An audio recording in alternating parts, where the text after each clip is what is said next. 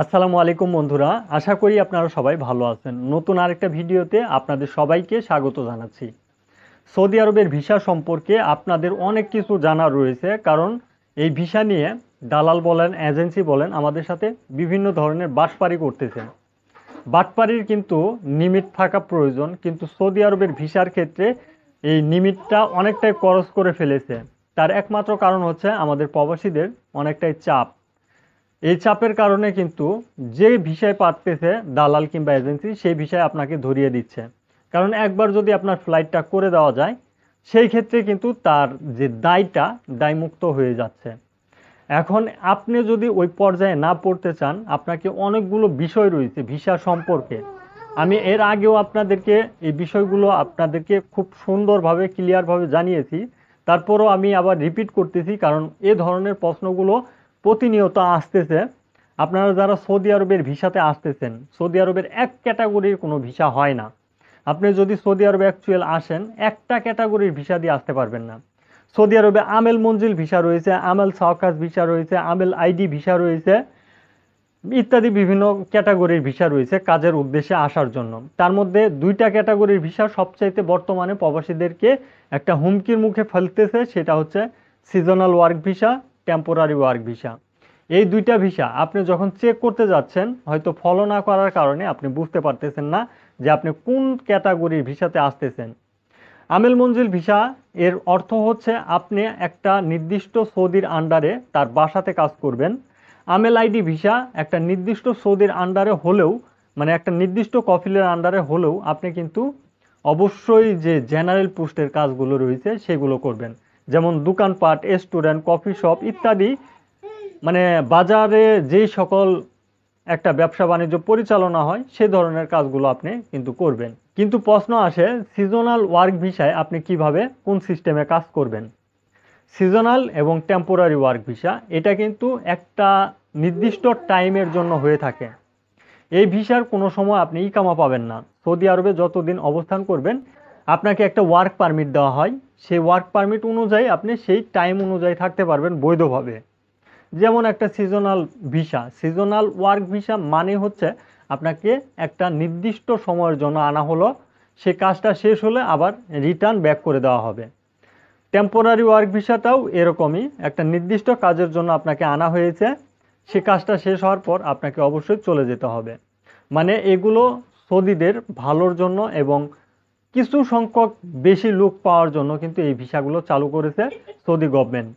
তো অবশ্যই আপনাকে এই বিষয়গুলো আগে থেকে যদি না জানা থাকে, আপনি মোটামুটি আমি বলতে পারি বড় ধরনের ধোঁকা খেয়ে যাবেন। এছাড়াও আমাদের প্রবাসীদেরকে ধোঁকা দেওয়া হচ্ছে কোম্পানির ভিসার কথা বলে।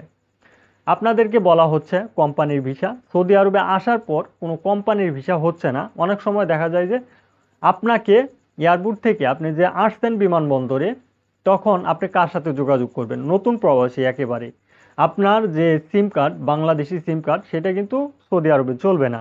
আপনাকে অবশ্যই এয়ারপোর্টের যে ওয়াইফাই, সেই ওয়াইফাই কানেক্ট করে আপনার আত্মীয় স্বজনের সাথে যোগাযোগের একটা মাধ্যম পাবেন। কিন্তু আপনি যে আন্ডারে আসলেন তাদেরকে কিন্তু খুঁজে পাবেন না, কারণ আপনি তাদেরকে চিনেন না, তাদের ছবিও আপনার কাছে নেই, এবং আপনি কোথায় যাবেন সেই বিষয়গুলোও কিন্তু আপনি জানেন না।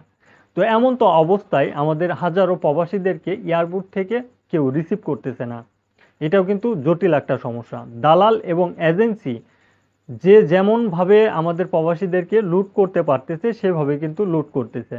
তো এই রকম অবস্থায় যদি অ্যাকচুয়াল আপনি না পড়তে চান, আপনাকে অবশ্যই সেজন্য সতর্ক থাকতে হবে। বাংলাদেশে থাকা অবস্থায় আপনার ভিসাটা চেক করতে হবে। ভিসাটা চেক করে জানতে হবে এটা আমেল মঞ্জিল, আমেল আইডি নাকি আমেল সাওকাস, কোন ক্যাটাগরির ভিসাতে আপনি সৌদি আরবে আসতেছেন। এই বিষয়গুলো আপনাকে অবশ্যই জানতে হবে। তার পাশাপাশি আপনাকে জানতে হবে যে অ্যাকচুয়াল দালাল কিংবা এজেন্সি আপনাকে যে কথাটা বলা হচ্ছে, তারা যে আপনাকে কথাটা বলতেছে, সেই কথার সাথে ভিসার অ্যাকচুয়াল মিল রয়েছে কিনা। আপনাদেরকে একটা কথাই বলবো, যদি কোনো কোম্পানির ভিসার অ্যাকচুয়াল কোনো কথা বলে যে আপনি এই কোম্পানিতে কাজ করবেন, সেই কোম্পানিটা উল্লেখ করা থাকবে, আপনার মুফাতে অবশ্যই উল্লেখ করা থাকবে। এবং আপনার যে পেশা, সৌদি আরবের সবচাইতে বর্তমানে গুরুত্বপূর্ণ একটা বিষয় হচ্ছে পেশা।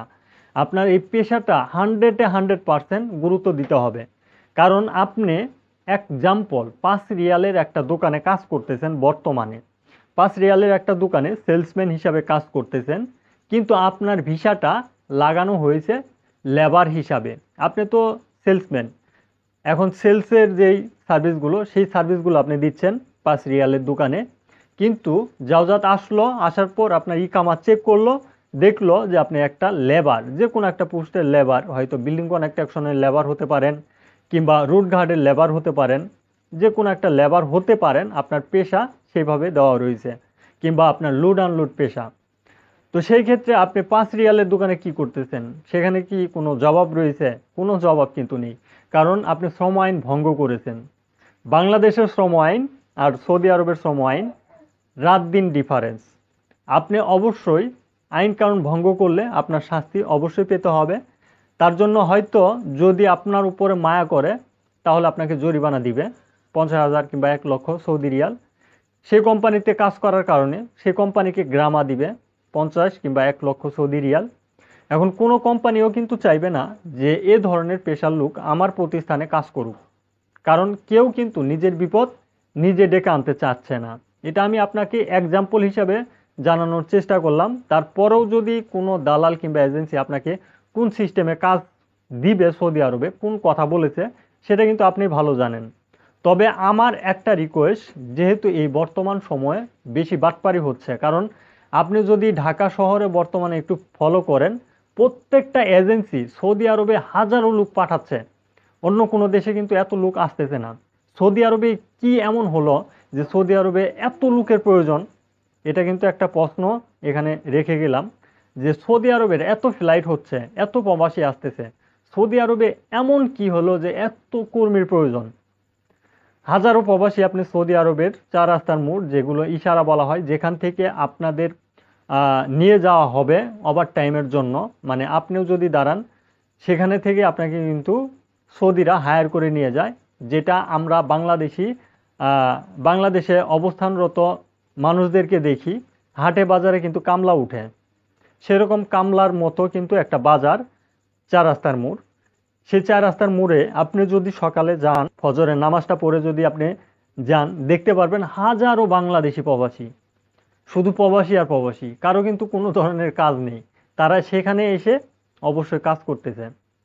তো এরকম পরিস্থিতিতে আসলে কাজটা পাওয়া অনেকটা জটিল একটা সমস্যা, কারণ একটা সৌদির ধরলাম একটা ভিলা ক্লিন করতে হবে, সে ভিলাটা ক্লিন করার জন্য কয়জন লোকের প্রয়োজন? 5 জন, 10 জন, 50 জন, এর বেশি তো প্রয়োজন না। সেখানে হাজার হাজার প্রবাসী, আর এই প্রবাসীদের এতগুলো সবাই কিন্তু কাজ পায় না। হয়তো আমার সাথে আপনার কালেকশন আছে, আমি আপনাকে নিয়ে যাচ্ছি। এই সিস্টেমগুলো মেনে নিয়ে আমাদের প্রবাসীদেরকে বর্তমানে কাজ করতে হচ্ছে। এই 3-4 লাখ টাকা 5 লাখ টাকা খরচ করে সৌদি আরবে আসতেছেন এ ধরনের পরিস্থিতিতে পড়ার জন্য না, আপনি অবশ্যই ভালো একটা পরিস্থিতিতে আসার জন্য পরিকল্পনা করতেছেন। বর্তমান সময়টাতে সৌদি আরবে প্রবাসীরা বেশি আসতেছে, এর মধ্যে কিন্তু অনেকের খারাপ হচ্ছে ম্যাক্সিমাম, আবার অনেকের ভালো হচ্ছে। যদি আপনি ভালোর কাতারে থাকতে চান, আপনাকে বাংলাদেশে থাকা অবস্থায় আপনার ভিসার মুফা চেক করতে হবে। মুফাতে দেখতে হবে আপনি কোন কোম্পানিতে বর্তমানে কাজ করবেন এবং কোন কোন কোম্পানির আন্ডারে আসতেছেন। মুফাতে যেই নামটা উল্লেখ করা থাকবে, আপনি সৌদি আরবে আসার পর হুবহু সেই নামেই পাবেন। এক ভাই কমেন্টে জানিয়েছে যে ভাই, আমাকে লোড আনলোডের পেশা দেওয়া হয়েছে, কিন্তু আমার পাসপোর্টের পিছনে সিলে দেওয়া হয়েছে একটা কোম্পানির নাম, এবং আমি কি ক্লিন করব, ক্লিনের পেশা লেখা রয়েছে।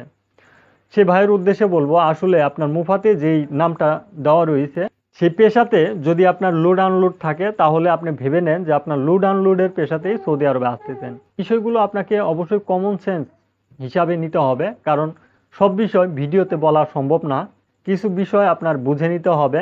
আমি আকারে ইঙ্গিতে যে বিষয়গুলো আপনাদেরকে জানাই, সেগুলো 100% সত্য তথ্য থেকেই আপনাদেরকে জানানোর চেষ্টা করি। আপনাদেরকে এই বিষয়গুলো বুঝে নিতে হবে। আশা করি যে তথ্যগুলো দেওয়ার চেষ্টা করলাম, আপনারা অবশ্যই এই বিষয়গুলো মেনে চলবেন এবং মেনে নিয়ে তারপরে ভিসা নেওয়ার চেষ্টা করবেন। আর ভিডিওটি অবশ্যই শেয়ার করে দেওয়ার চেষ্টা করবেন। আজকের ভিডিওটি এ পর্যন্তই। ধন্যবাদ সবাইকে। সালামু আলাইকুম।